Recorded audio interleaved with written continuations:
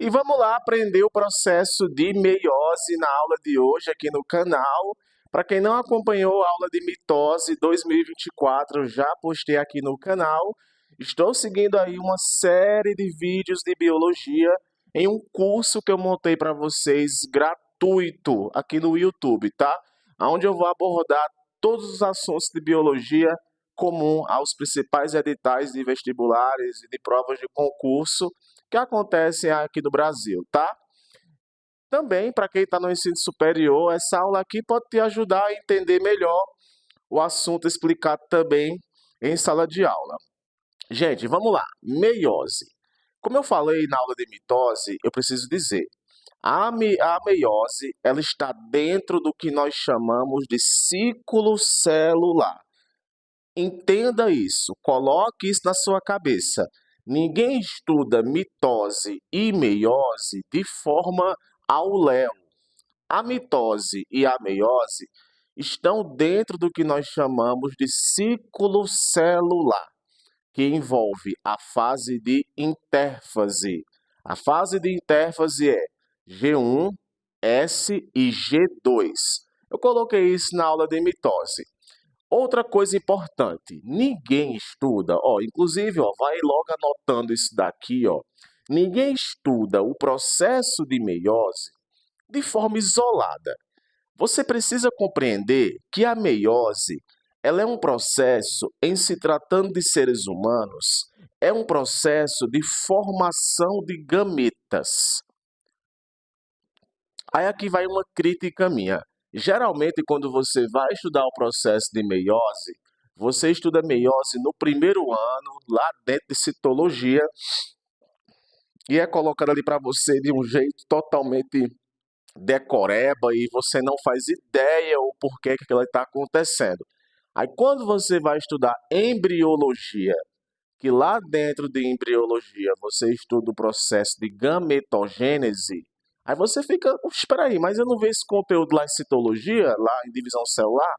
É porque, na verdade, a gametogênese, que é o processo de formação de gametas, é uma meiose que está acontecendo. Nossa, Patrick, nunca ninguém me disse isso. Cara, aí fica uma crítica minha, porque na verdade a meiose é um processo, em se tratando da gente, eu e você que está vendo essa aula, é um processo de formação de gametas.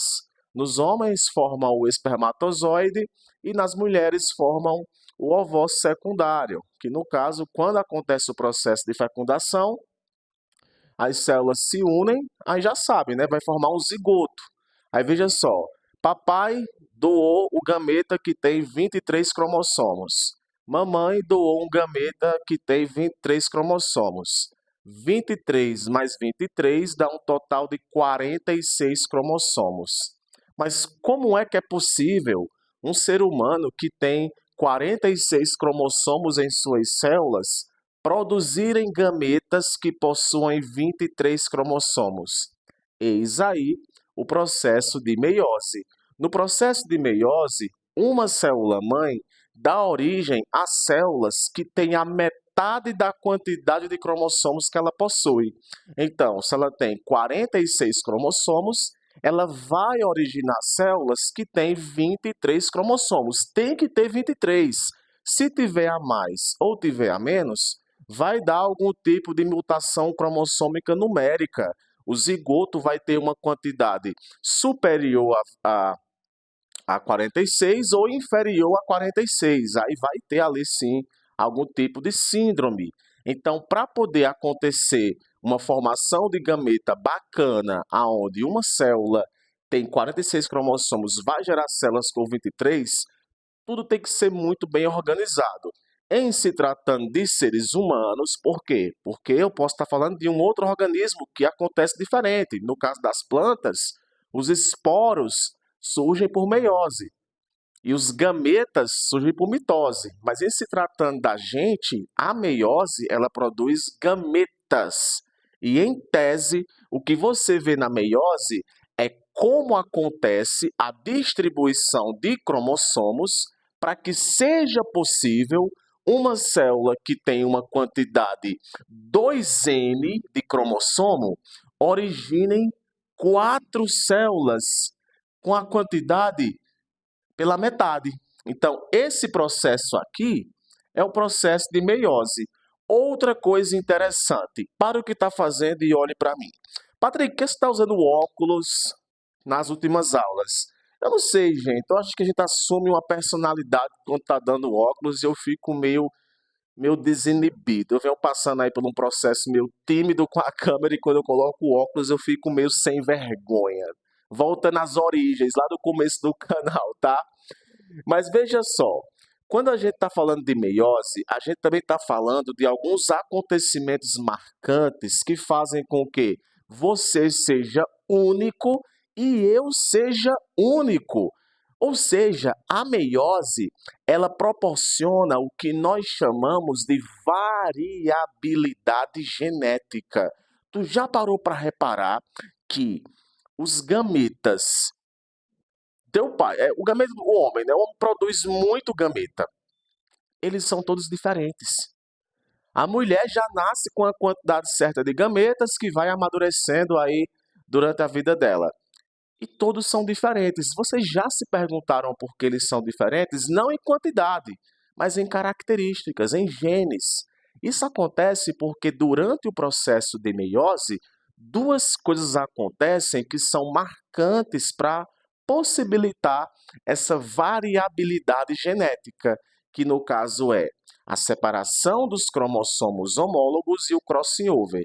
Se eu estivesse falando de eventos que se sucedem, primeiro acontece o crossing over, que eu vou explicar o que é, e depois acontece essa separação dos cromossomos homólogos. E isso é o que possibilita que os gametas sejam diferentes entre si. Inclusive, cai muito em prova, cai muito em concurso, e eu vou estar te dizendo a tu, eu vou estar dizendo a você, aonde acontece esses dois eventos marcantes. Mas, ó, anota em seu caderno. A meiose é a divisão celular onde uma célula-mãe dá origem a 4, não a 2, tá? Se fosse mitose, seria 2. A 4 células filhas com a metade da quantidade de cromossomos da célula-mãe. E um detalhe, as células são diferentes entre si. Essa diferença vai se dar por duas causas. Duas causas. Que eu vou dizer quais são, que eu já falei. Separação dos cromossomos homólogos e crossing over. Outra coisa marcante da meiose. Elas são duas divisões consecutivas, que eu chamo de meiose 1 e meiose 2. Esse intervalo aqui, gente, ele é rápido. De uma meiose 1 já parte para a meiose 2 para poder terminar o processo. Então, nós temos as fases que você conheceu lá na mitófase: prófase, metáfase, anáfase e telófase. Como são duas meioses, aí eu chamo prófase 1, metáfase 1, anáfase 1, telófase 1. Prófase 2, metáfase 2, anáfase 2, telófase 2. Aqui pra gente, olha para mim. Para o que está fazendo e olha para mim. Aparentemente parece muita coisa, mas a meiose 2, aqui, entre amigos, entre a gente, não tem aula de mitose? Literalmente, gente, a meiose 2 é uma mitose. Você não vai escutar isso em qualquer lugar, não. Mas, literalmente, o que acontece na meiose 2 é tudo que aconteceu na mitose. Ponto final. Mamãozinho com açúcar, então a gente vai entender literalmente o que acontece na meiose 1, que de fato são os eventos marcantes. Olha só, a prófase 1, semelhante ao que acontece na mitose, acontece a separação, acontece a desfragmentação do envoltório nuclear, desaparecimento do nucleolo, os cromossomos começam a se condensar, e eu coloquei aqui para você, ó, veja bem, movimento do centrosomo, ou seja, dos lugares que originam os centríolos, e formação do fuso. Esse fuso aqui é o que vai ser importante para poder transportar os cromossomos. Cromossomos condensados, ou seja, estão visíveis. Crossing over acontece aqui na prófase 1. Eu vou dizer para você aonde acontece esse crossing over e o que ele é. O envelope desintegra-se, ou seja, desaparece, e os microtúbulos se ligam ao cinetócoro, que é uma região específica do cromossomo. Na prófase 1 acontece muita coisa. Eu não vou mentir para vocês não, mas na prófase 1 acontece muita coisa. Eu coloquei aqui apenas alguns acontecimentos, porque na verdade a prófase 1 ela possui 5 fases, leptóteno, zigóteno, paquíteno, dupléteno e diacinese, que no caso é o que está gerenciando tudo isso aqui. O que eu quero que você leve, tá? Na fase de zigóteno é quando a gente já percebe que vai acontecer o crossing over, porque surgem quiasmas. Mas o crossing over em si acontece na fase de paquíteno. E o que seria esse crossover? Seria isso daqui, ó. Vou pegar aqui um exemplo, ó. Olhe para cá. Pare o que está fazendo e olhe para cá. Ó, eu tenho um cromossomo aqui, azul, e um cromossomo preto. O que acontece é que os cromossomos se tocam e trocam pedaços. Esse pedaço vai para cá e esse vai para lá. Isso daqui é o crossing over, é a permutação, ou seja, a troca de fragmentos de cromossomos, é a troca entre si de fragmentos entre cromossomos. Qual é a importância disso daqui? Ó, repare, eu vou colocar aqui para você. Eu tenho aqui, vou repetir, ó, o pincel. Não sei nem se dá para ver a distinção de cores aqui nesse vídeo, mas tu vai entender a essência. Eu tenho aqui o pincel preto e eu tenho aqui o pincel que tem... Ambos são pretos, né? Mas é a cor do pincel. O pincel preto e o pincel azul. Quando acontece o crossing over, esse pedacinho vem para cá e esse vem para lá. Ou seja, gera variabilidade. Aqui, para estudante que está em ensino superior, talvez não vá chocar tanto, mas vai chocar quem está no ensino médio. O seu professor, provavelmente ele falou que acontece o crossing over aqui nessa fase de prófase 1. Só que uma coisa que você tem que entender é que isso não é uma obrigação, tá? Não é uma regra acontecer sempre crossing over na fase de prófase 1. Não é à toa que nós temos um assunto de biologia chamado de linkage. E lá nesse assunto chamado de linkage, nós estudamos, até através de cálculos, a probabilidade de acontecer o crossing over. Ou seja, tem células que são originadas, tem gametas que são originados que não aconteceu o crossing over. Ou seja, existe uma porcentagem de crossing over específico para as células. Ah, Patrick, então como não tem crossover, não vai ter variabilidade? Não, não vai ter a separação dos cromossomos homólogos. Sempre vai ter separação de cromossomos homólogos. Aí ali também tem variabilidade. O que eu quero te dizer é que esse crossing over não é um evento que ele acontece com todos os gametas que estão sendo formados. É bom você levar isso. Mas adora cair em prova esse negócio, tá ligado? É em que fase acontece o crossing over? Paquítano, da prófase 1, tá bom? Beleza. O resto já é o que tu tá habituado. Anáfase 2, cromossomos homólogos alinham-se na placa metafásica.